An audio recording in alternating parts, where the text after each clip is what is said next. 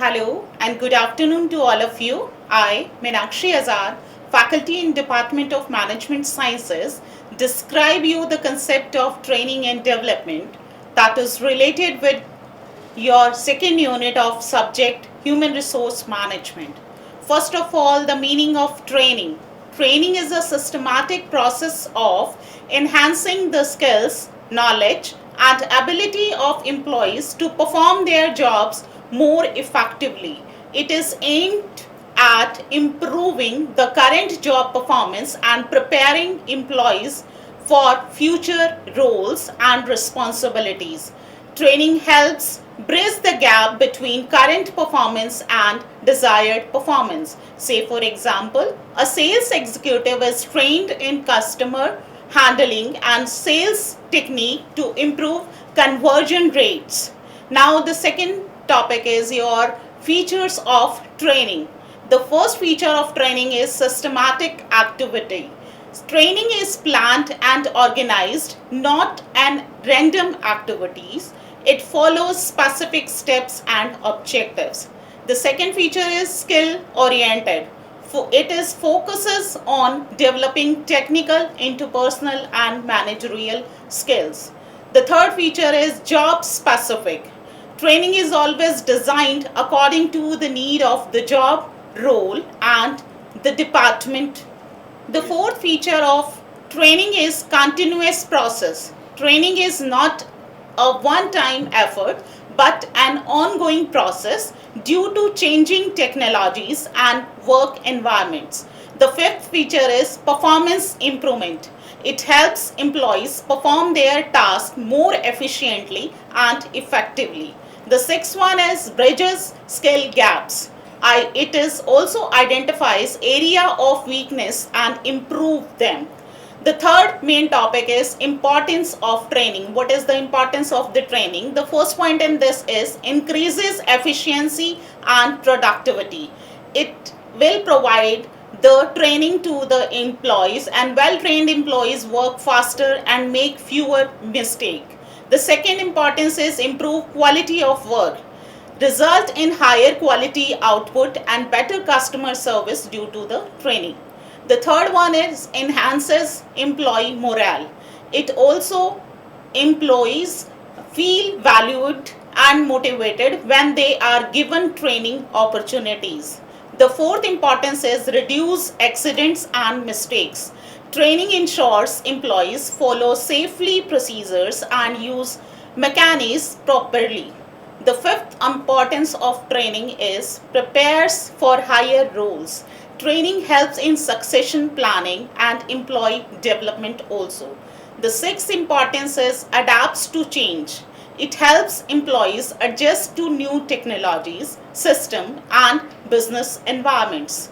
The seventh importance is lower supervision requirement. Training employees or the trained employees can work independently with minimum guidance. Now the next heading is types of training. There are mainly two types of training. First one is on the job training and second is off the job training.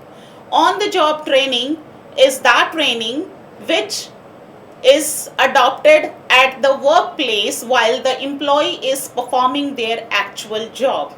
It allows employees to learn by doing and gain real-time experience, in which the first type of on-the-job training is job rotation. Here, employees are shifted between two or more jobs to learn different functions. It also helps them understand various aspects of organization and increases flexibility. For an example, an HR trainee rotates between recruitment, payroll, and training departments. The second type of on-the-job training is coaching. A senior or experienced employee mentor guides a junior employee. In this involves closer supervision and feedback. For example, a new sales executive is coached by the sales manager on how to handle clients. The third type of training is mentoring in the on-the-job training, a long-term relationship where a senior mentor helps in the overall development of a junior.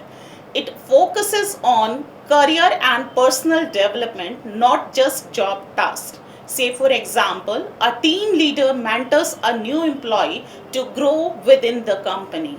The fourth type of on the job training is job instruction training, that is called JIT. Step by step method of teaching job tasks, and in this trainer explain the task, demonstrate it, lets the trainee try and give feedback about this. For an example, a technician is trained on operating a machinery using JIT.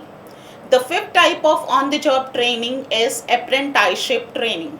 Usually long term training combining classrooms and practical learning is there.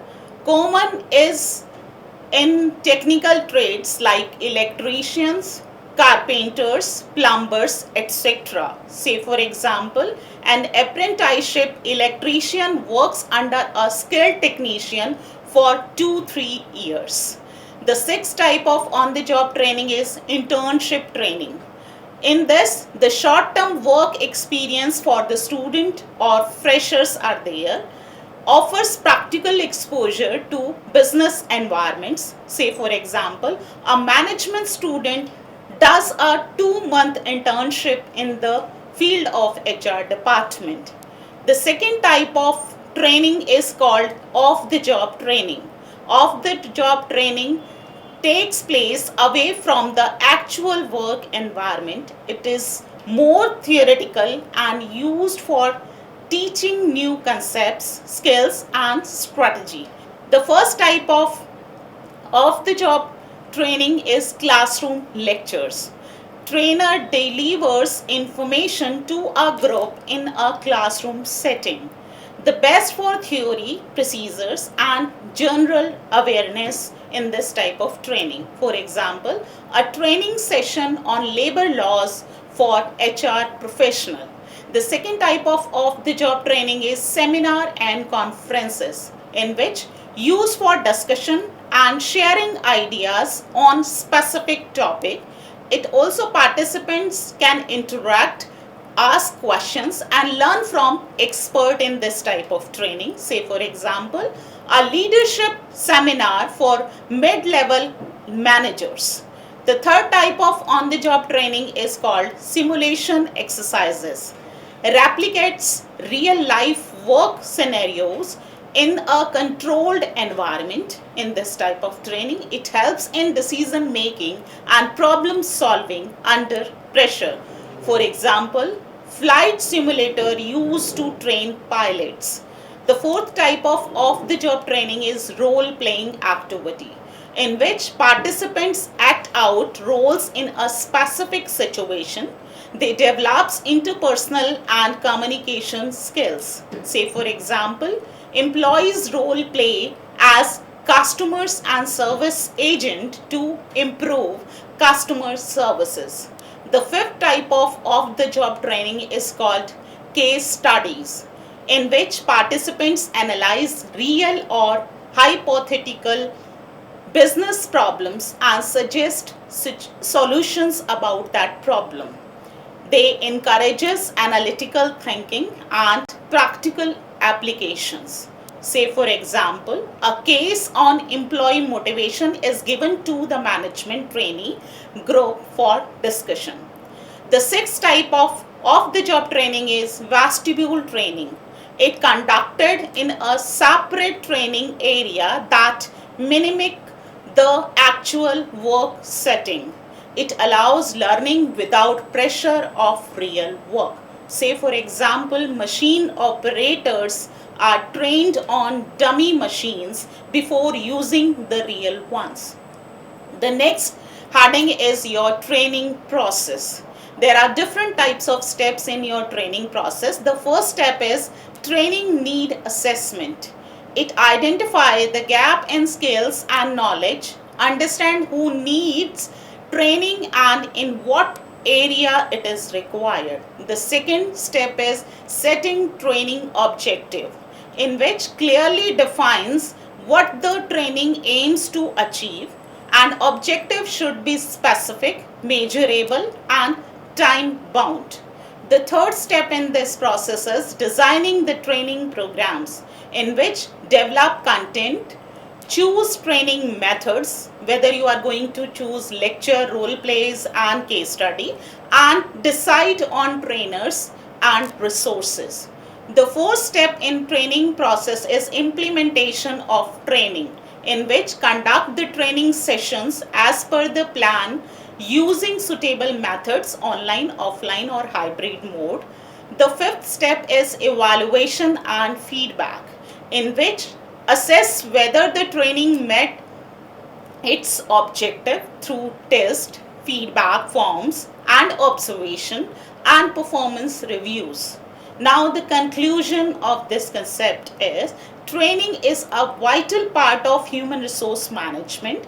It helps employees performance better, prepares them for future roles, and increases the overall effectiveness of the organization. Continuous training ensures the workforce stays competitive and aligned with the business goals. This is all about the concept of training. Please like, share, and subscribe the Technia TV channel. Thank you.